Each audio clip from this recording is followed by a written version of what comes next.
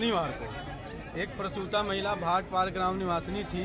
वो प्रसव कराने के लिए गई प्राथमिक स्वास्थ्य केंद्र सुरेप पे। वहाँ पे हमारे चिकित्सकों द्वारा और स्टाफ नर्स द्वारा उसका डिलीवरी कराया गया।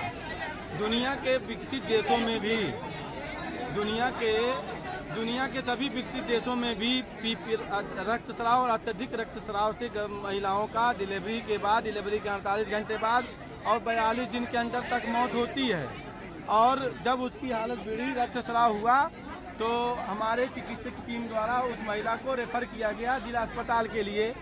लेकिन उसके परिजन जिला अस्पताल न ले जा करके उसको खैलाबाद के एक निजी अस्पताल सिटी हॉस्पिटल में ले गए और वहाँ पे जो है 10, 15, 20, 25 मिनट जितने देर तक वो रही हो, वहाँ डेथ हुई उसकी, वहाँ से डिक्लेयर किया गया। और फिर साजिश के तहत उसी हॉस्पिटल के एम्बुलेंस से 100 ला करके भाट पार ग्राम प्रधान के नेतृत्व में, और जो है वो पूरा भाट पार 5 स्टाफ था हमारा उस प्राथमिक स्वास्थ्य केंद्र पे, और 300 लोगों ने मतलब एकदम गिरोहबंद तरीके से लाठी डंडा लेकर के शराब की नशे में अटैक कर दिए।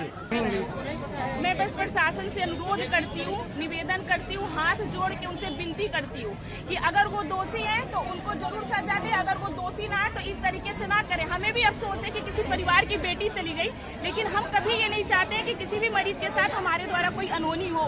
तो हम निवेदन करते हैं अपने उच्च अधिकारियों से कि जो सही हो वो हो, क्योंकि वो भी आज बहुत बीमार हैं, जिला अस्पताल पे भर्ती है। तो कहीं ऐसा ना हो कि उनकी भी जान चली जाए।